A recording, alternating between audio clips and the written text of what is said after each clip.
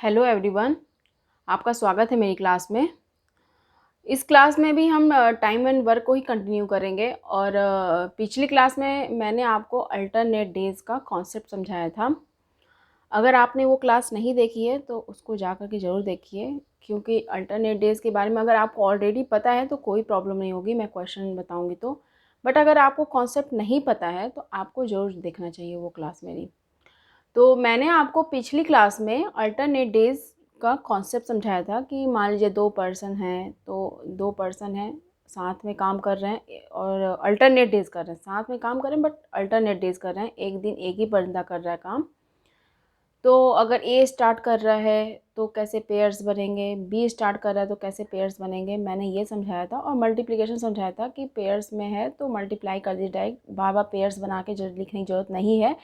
और जिसके बाद से मान लीजिए कि पेयर्स नहीं बन रहे हैं, मान लीजिए कि किसी चीज़ का यूनिट जो भी वर्क दिया है, मान लीजिए 5 यूनिट वर्क दिया है 2 डेज़ का, और कोई मान लीजिए कि 38 दिया है वर्क, तो 5 का पेयर्स बनाते जाएंगे, 5 5 5 का तो मल्टीप्लाई होता जाएगा। तो इसके करीब, इस वर्क के करीब देखेंगे कि 5 का पेयर कब आता है, तो 5 सतह 35 रहता है। इसके बाद जो बचती है, जिसके बाद जो वर्क बचता है 5 3 8 वर्क जो लेफ्ट बचा है अपना रिमेनिंग वर्क, इस टाइम पे क्या है, पेयर्स नहीं बन पाएगी क्योंकि 5 5 का पेयर बन रहा है। तो इस टाइम पे हम उनको अलग अलग लेंगे। हाँ, उनके बाद हम अलग लेंगे। अगर ए स्टार्ट करे तो ए को पहले लेंगे, बी को बाद में लेंगे। अगर ए नहीं कंप्लीट कर रहा है तो फिर बी पे आएंगे। हाँ, अगर ए बी दोनों को लेना होता तो हम पेयर्स में ही ले लेते, बट क्या है कि ए शायद पूरा ही कंप्लीट कर दे। अगर ए कंप्लीट नहीं कर पाए तो बी पे आएंगे, और बी शायद पूरा टाइम ना ले, जो एक दिन में जितना वर्क करता शायद ना ले। तो मैंने इस टाइप के कॉन्सेप्ट आपको पिछली क्लास में समझाया था। अगर आपको नहीं आता तो उस क्लास को ज़रूर देखिए, उसी क्लास को देखने के बाद ही आप समझ पाओगे ये क्लास। तो मैं इसमें एकदम बेसिक लेवल के क्वेश्चंस लूँगी पहले, एकदम बेसिक लेवल के। हाँ, फिर उसके बाद धीरे-धीरे हम एक-एक स्टेप्स आगे बढ़ते जाएंगे अच्छे-अच्छे क्वेश्चंस की ओर। तो मेरा पहले बेसिक लेवल का एकदम बेसिक रहेगा ये क्वेश्चन, जिससे कि आपको समझ आए कि कॉन्सेप्ट कॉन्सेप्ट बेस्ड ही रहेगा, कि जैसे-जैसे मैंने कल बताया था। तो मैं एक क्वेश्चन लेती हूँ, फिर उसको समझते हैं कि A and B can do a work in 8 days and 12 days respectively.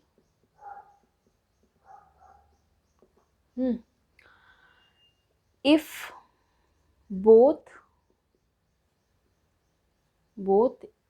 A and B work alternatively and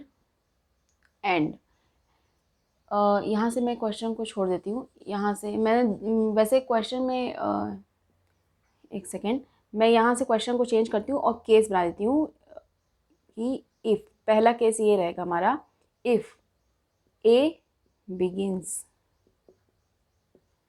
then in how many days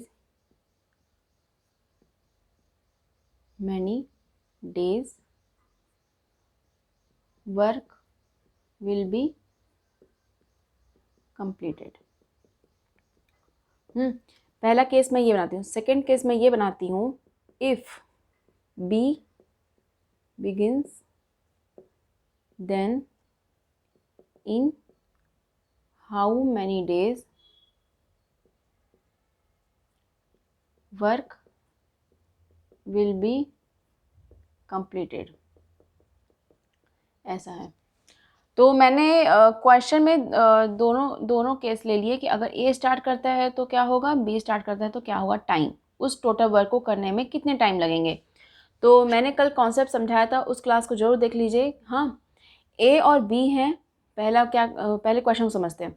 A and B can do a work in 8 days and 12 days।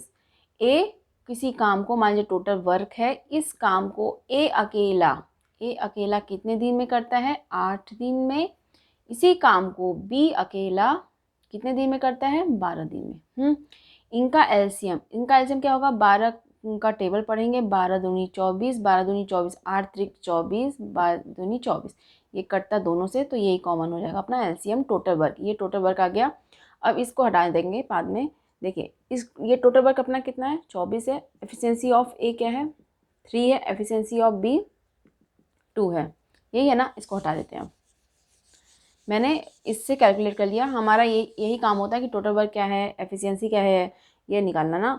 तो हमने उसको निकाल लिया, ये आ गया अपना ये data. अब क्या बोल रहा है कि if both A and B work alternatively, मतलब कि ए और बी अल्टरनेट डे कर रहे हैं। मान लीजिए कि ए कर रहा है पहले दिन तो दूसरे दिन बी करेगा, फिर अल्टरनेट डे ए करेगा फिर बी करेगा, ऐसे करेंगे। लेकिन मुझे कैसे पता चलेगा कि ए पहले मैं रखूँ, ऐसे भी तो मैं रख सकती हूँ बी ए, ये कैसे पता चलेगा? क्वेश्चन में दिया रहेगा ए बिगिंस, इफ़ ए बिगिंस, अगर ए स्टार्ट कर रहा है काम को तो ए बी, ये पहले केस के लिए होगा। अगर बी स्टार्ट करता हूँ, तो बी ए, ऐसे पेयर्स बनते जाएंगे। ये दो के पेयर्स बनाते जाएंगे, बी ए, समझ रहे हैं ना?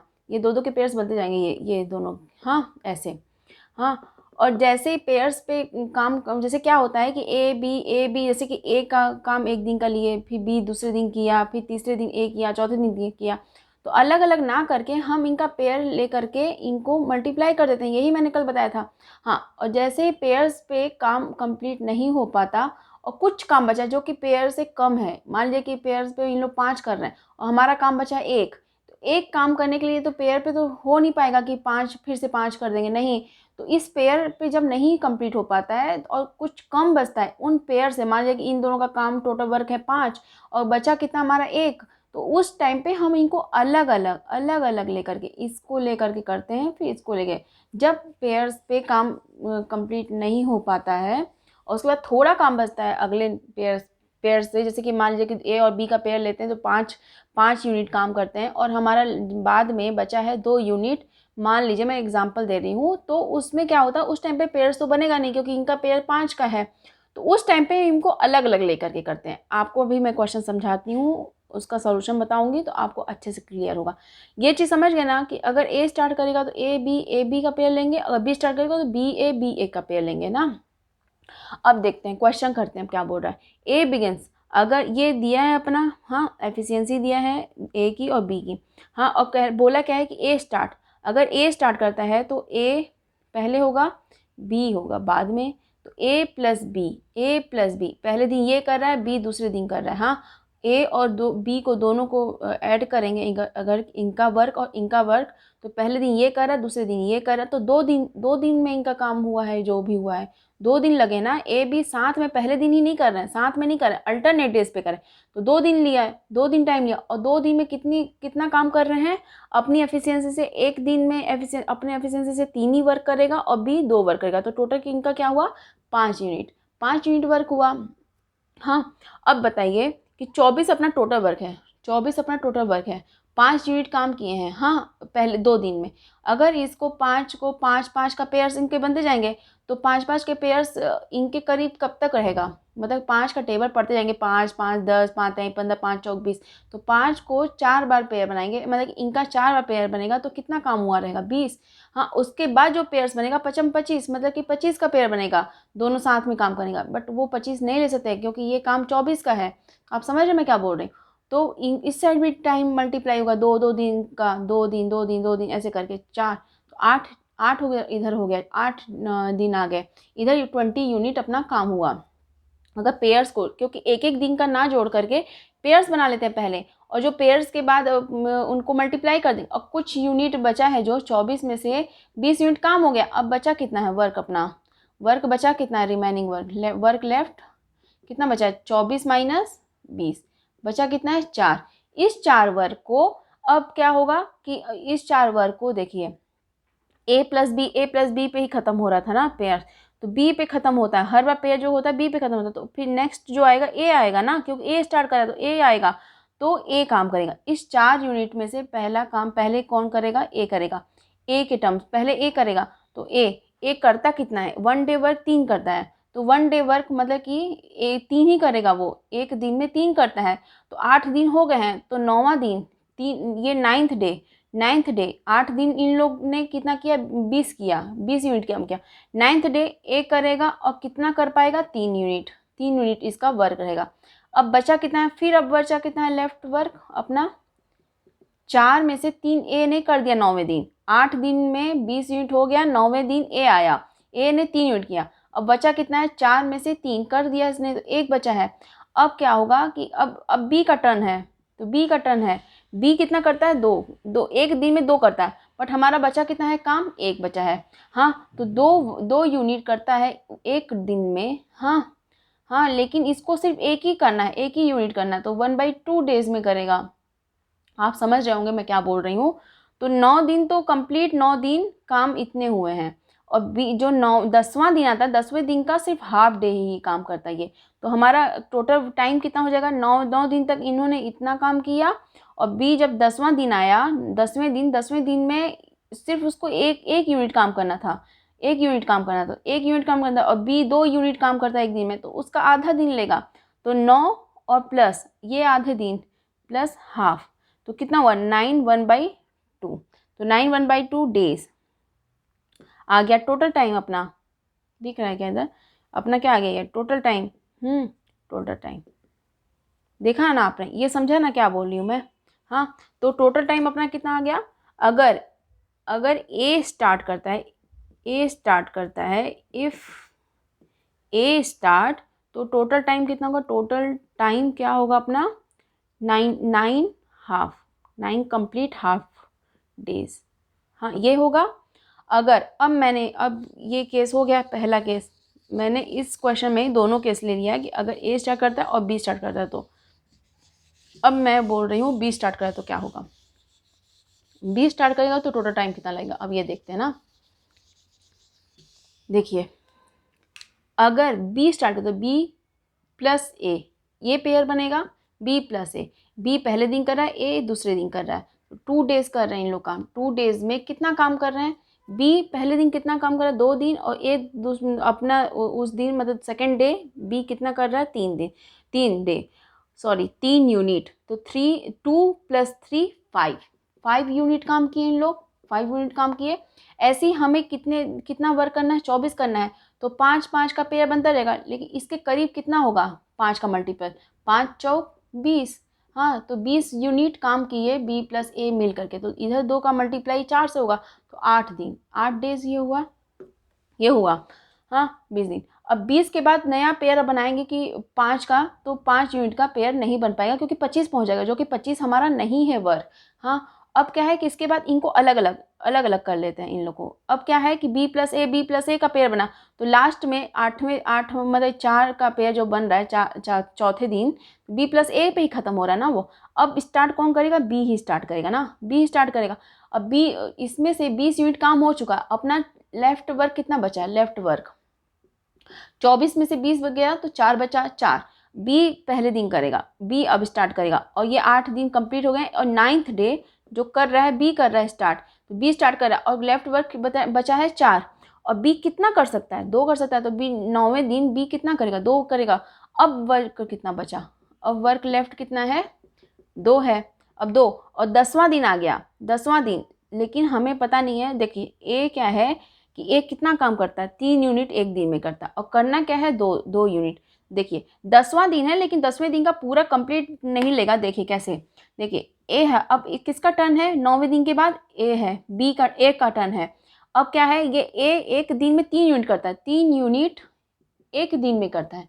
हाँ, लेकिन करना किसको है, कितना है काम, जितना काम बचा उतना ही करना है इसको, तो 2 यूनिट करेगा। तो 2 यूनिट कितने दिन में करेगा, अगर 1 डे में 3 यूनिट कर रहा है, तो 2 यूनिट के लिए 2/3 डेज ले लेगा। तो हुआ क्या, 9 दिन तो कंप्लीट काम हो रहा है, 9 दिन कंप्लीट काम हो रहा है। जब 10वें दिन की बात है, तो 10वें दिन इनको पूरा टाइम नहीं लग रहा, 10वां दिन पूरा दिन नहीं लग रहा, 2/3 डेज लग रहा है। तो इस टाइम पे क्या हो जाएगा अपना टोटल टाइम, 9 डे तक कंप्लीट वर्क मतलब कि कंप्लीट काम कर रहे हैं लोग, हर दिन पूरा कंप्लीट काम कर रहे हैं। बट जब 10वें दिन का बारी आया, तो सिर्फ इतना कर रहे हैं, 1/3 कम ले रहे हैं उस दिन, एक दिन में 1/3 कम ले रहे हैं। तो क्या हुआ, 2/3, तो 2/3 डेज, ये हो जाएगा आंसर अपना। तो अब देखिए, अब आंसर क्या हुआ, if B start, if B start तो टोटल टाइम 9, 2/3 डेज। आप समझ रहे होंगे मैं कैसे क्वेश्चन को करा रही हूँ। तो ये क्वेश्चन आपने समझा क्या? मैंने दोनों केस ले लिया है, एक क्वेश्चन एग्जाम्पल लिया, उस पर मैंने दोनों केस लेकर के आपको बताया कि अगर ए स्टार्ट करता है तो कैसे स्टेप्स लेंगे, बी स्टार्ट करता है तो कैसे स्टेप्स लेंगे, और दोनों के टाइम अलग अलग आएंगे। ऐसा नहीं है कि ए स्टार्ट करेगा तो वही टाइम आएगा बी। तो इसको ज़रूर देखना पड़ेगा, अल्टरनेट डेज पे जो आता है ये केस ज़रूर देखना पड़ेगा कि कौन स्टार्ट कर रहा है। तो मुझे लगता है कि आपको समझ आई होंगी चीज़ें। तो एक क्वेश्चन और ले लेती हूँ, ऐसी एक क्वेश्चन और ले लेती हूँ। इसमें क्या लिया कि मैंने 2% को लिया, अब मैं जो ले रही हूँ उसमें 3% का ले लेती हूँ। 3% में अल्टरनेट डेज में कैसे करें इसको बता देती हूँ मैं। एक क्वेश्चन और ले लेती हूँ क्योंकि अच्छे समझ आएगा। अभी 2% का बताया, अब मैं 3% का बताती हूँ। अगर मान लीजिए 3% है तो अल्टरनेट डे में काम करें, तो मैं लिखूँगी कि x can do work in 6 days, Y can do it in 8 days, Z can do it in 12 days। 3% है। अब बोला है कि if X starts the work and X, Y, Z work on alternate days, then in how many days the work will be completed। ये question mark. हाँ, अब क्या बोल रहा है कि x किसी काम को, जैसे टोटल वर्क कोई दिया है, उस अकेले अगर x कर रहा है तो उसको कितना टाइम लगेगा, x को 6 दिन लगेंगे। इसी टोटल वर्क को y अगर करा तो उसको कितना टाइम लगेगा, 8 दिन लगेगा। इसी काम को अगर z करता है तो कितने दिन लगेगा, 12 दिन लगेगा। ये क्वेश्चन में बोला है।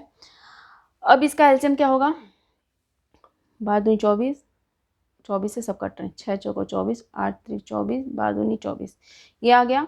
अब हमारा टोटल वर्क क्या आ गया, ये एलसीएम टोटल वर्क है अपना 24। हाँ, और ये efficiency of x 4, efficiency of y 3, efficiency of z 2। ये अपना काम हो गया कंप्लीट। इधर से अगर आपको अच्छे से क्वेश्चन समझ आते हैं ना तो आपको करने में बहुत, मतलब कि मैं जैसे कि मैं टाइम ले रही हूँ करने में, क्योंकि मुझे समझाना है, मुझे एक एक चीज़ बतानी है। बट अगर आपको आता तो ये टाइम इतना नहीं लेता है। हाँ, अब क्या बोल रहा है कि अब ये इफ़ एक्स स्टार्ट, कौन स्टार्ट कर रहा है, एक्स स्टार्ट कर रहा है, ये पहला केस पता चल गया। And X Y Z work on alternate days, then in how many days the work will be completed. अब क्या बोला, एक्स स्टार्ट करा तो X Y Z, X Y Z, X Y Z, ऐसे ही टर्न बनेंगे अपने। एक्स स्टार्ट कर रहा है तो एक्स स्टार्ट कर रहा है तो ये पेयर बनेगा अपना एक्स वाई जेड का, एक्स वाई जेड का, एक्स वाई जेड का। तो देखिए x अल्टरनेट है तो फिर क्या हो जाएगा कि हम लेंगे x plus Y plus Z, ऐसे ले लेंगे ना, एक्स वाई जेड का पेयर बना के लेंगे। और जैसे ही पेयर पे काम कंप्लीट नहीं हो रहा तो उनको अलग अलग कर लेंगे। ऐसे करेंगे।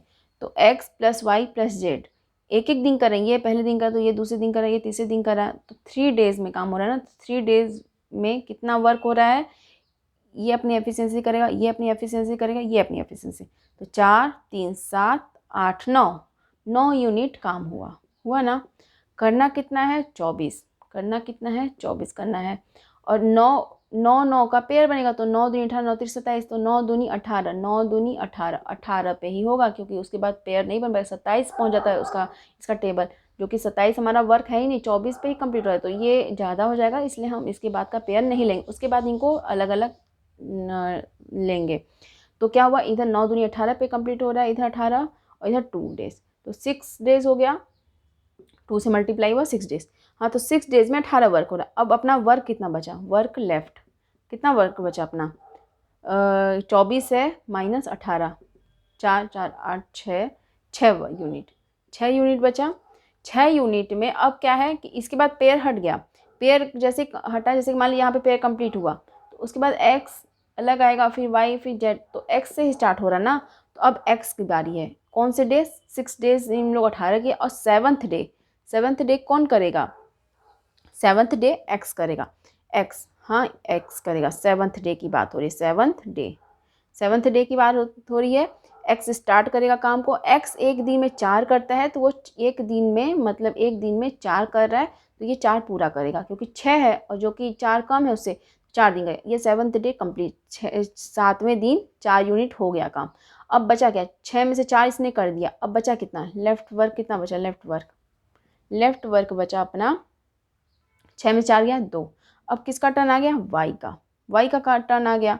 तो वाई का टर्न आ गया अगर ये, तो वाई के टर्न में क्या हो जाएगा कि अब 2 बचा है, तो ये 8वें दिन की बात हो रही है, लेकिन 8वें दिन वाई कितना करता है, 3 करता है, एक दिन में 3 करता है, बट इसको एक दिन लगेंगे ही नहीं 3, क्योंकि इसको 2 करना है, तो 3 एक दिन में 3 करता है, तो 2 करना है, तो एक दिन से कुछ कम लगेगा, तो 8वें दिन का कंप्लीट नहीं टाइम लगेगा। अब देखिए कैसे करेंगे इसको, 3 यूनिट, सॉरी दिख नहीं रहा है कैसे, अब इधर बताती हूँ। देखिए अपना लेफ्ट वर्क कितना बचा, 2 बचा। अब किसका टर्न है, वाई का टर्न है, हाँ वाई का टर्न है। अब वाई क्या करेगा कि वाई को करना है, 8वें दिन वाई को करना है ना, लेकिन वाई एक दिन में 3 करता और करना कितना है 2, तो पूरा 8वां दिन का पूरा कंप्लीट डे नहीं लगेगा, क्योंकि वो 3 कर लेता है एक दिन में, बट इसको करना है 2, तो एक दिन में 3 करता है और इसको करना है 2, तो 2 करना है, तो एक दिन कंप्लीट तो लगेगा नहीं, कुछ कम लगेगा, वो पूरे दिन नहीं लगेगा। तो अगर इसी को कैलकुलेट करते हैं, अगर 3 यूनिट एक दिन में करता है ना, तो 2 यूनिट करना है इसको, तो कितना लगेगा, 2/3 डेज, यही लगेगा।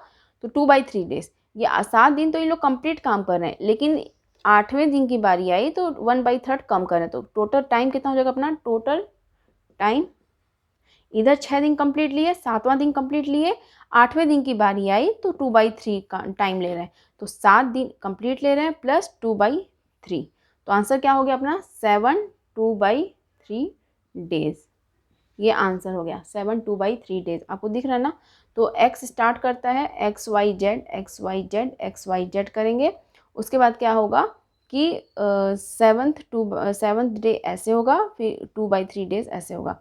तो आपको समझ आ गया होगा कि टोटल टाइम कितना लगा, 7 2/3 डेज। मुझे उम्मीद है कि आपको अच्छे से समझ चीज़ें आई होंगी।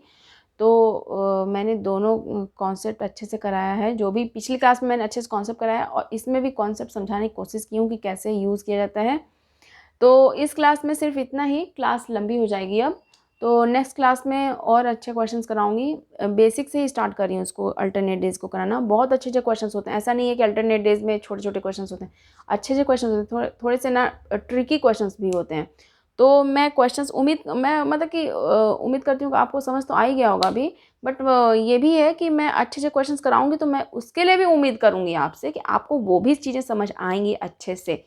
तो इस क्लास के लिए सिर्फ इतना ही। Thank you so much.